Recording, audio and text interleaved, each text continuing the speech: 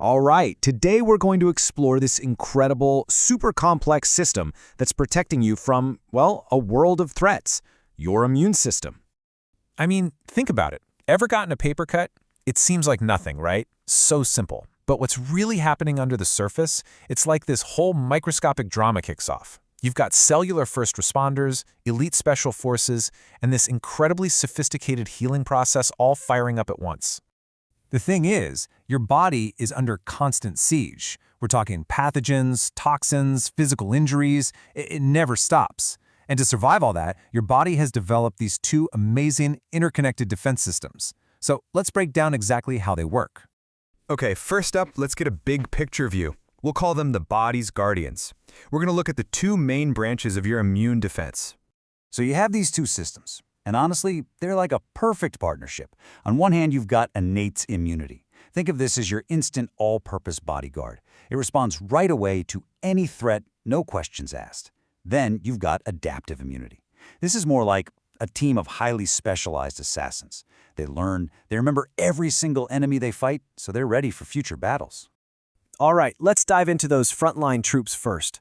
We're talking about the innate system and its most powerful weapon, inflammation.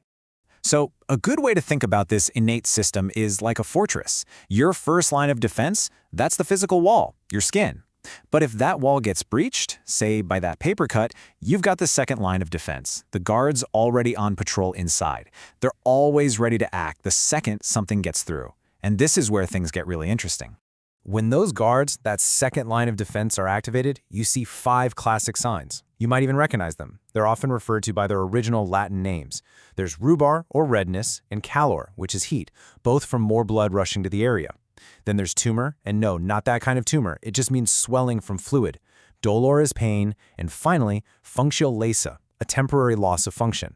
These are the telltale signs that your body is officially fighting back. And this right here, this is basically the body's alarm system. These are mast cells. See all those little red granules packed inside? Well, these cells are just stationed throughout your tissues, waiting.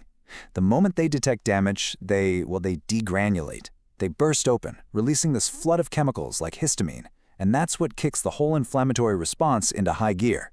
So once that alarm goes off, the cavalry arrives. It's a whole cellular response.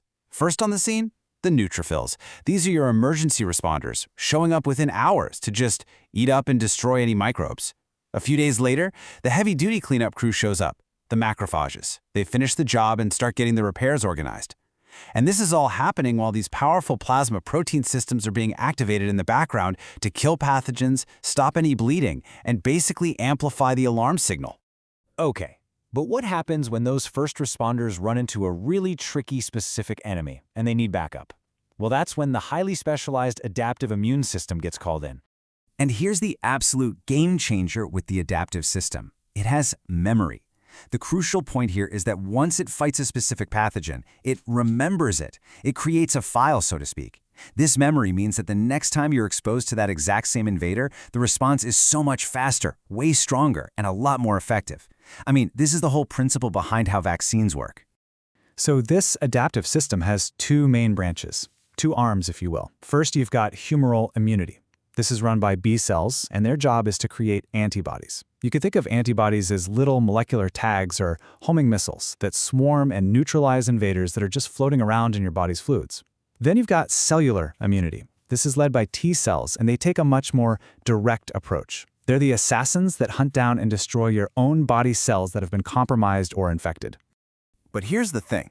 This incredibly powerful system, it's not perfect. Sometimes it gets misdirected or it completely overreacts. And when that happens, it can cause damage to the very body it's supposed to be protecting. And this is really that double-edged sword part of immunity. We call it hypersensitivity. It's when the system mistakes something totally harmless, like pollen, or worse, your own cells, for a deadly threat.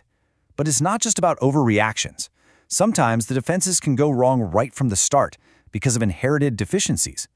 This is where the body is just missing a key protective piece, which can lead to problems like chronic inflammation or even massive, uncontrolled swelling from just minor events. So, let's quickly break down the 4 main ways this whole system can misfire. Type 1, that's your classic allergy. Think hay fever. It's basically a massive false alarm. Type 2 is a case of friendly fire, where your own antibodies start attacking your own cells. Not good. Type 3 is kind of like a traffic jam that causes collateral damage. These things called immune complexes get stuck in your tissues and cause problems. And finally, Type 4. This is that delayed overreaction, like the rash you get from poison ivy, and it's driven by your T cells. Let's take a closer look at allergies, that type 1 reaction. It's a two-stage process. The very first time you're exposed to an allergen, say pollen, nothing really happens. You don't get symptoms. What's happening inside, though, is your body is getting sensitized. It's creating these specific antibodies, called IgE, that go and attach themselves to your mast cells. Now, it's the second time you run into that same pollen that the fireworks go off. That's when those mast cells get triggered to release histamine, and bam, you get all those classic allergy symptoms we know and don't love. Okay, so after the battle is won, the infection is cleared, the injury is contained, the final and maybe most critical phase begins, actually healing all that damage. And what's really fascinating is that how a wound heals totally depends on the kind of damage. A nice, clean cut, like a surgical incision, heals by what's called primary intention. The edges are close together, it heals cleanly, and you get a minimal scar. But a big, open wound, like a bad burn, that has to heal by secondary intention. This is a much bigger construction project. The body has to fill in a large gap, which means a lot more tissue replacement and ultimately a bigger scar. The whole healing process is this highly organized four-phase operation. You can almost think of it like a four-act play. Act 1 is hematosis. First things first, stop the bleeding and build a scaffold for the repairs. Act 2 is inflammation. The cleanup crew of immune cells comes in to clear out all the debris and bacteria. Act 3 is proliferation. This is the rebuilding phase, where new tissue and new blood vessels start to form, and then the final act is remodeling. This can take weeks, months, even years, as that new scar tissue matures and gets stronger. But, this whole delicate process can be thrown off course pretty easily. For example, conditions like diabetes can really hamper those macrophage cleanup crews. Poor blood flow, what we call ischemia, basically starves the healing area of the energy it needs. And even lifestyle choices can have a huge impact. Tobacco use is a big one. Nicotine constricts your blood vessels. Or malnutrition, not getting enough building blocks like protein or vitamin C, can really derail the whole thing. So when you step back and look at it, our immune system is just a brilliant protector. It's this incredibly complex network that's fighting for us every single second. But that immense power is the catch, right? It means that when it gets misdirected or when it fails, the consequences can be just as serious as the threats it's supposed to be fighting in the first place.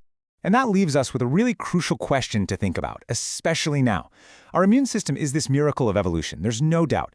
But in our modern world, with new diseases, chronic stress, are we pushing it past its limits? It's a big question, and definitely something to think about as we keep learning more about this incredible world inside us.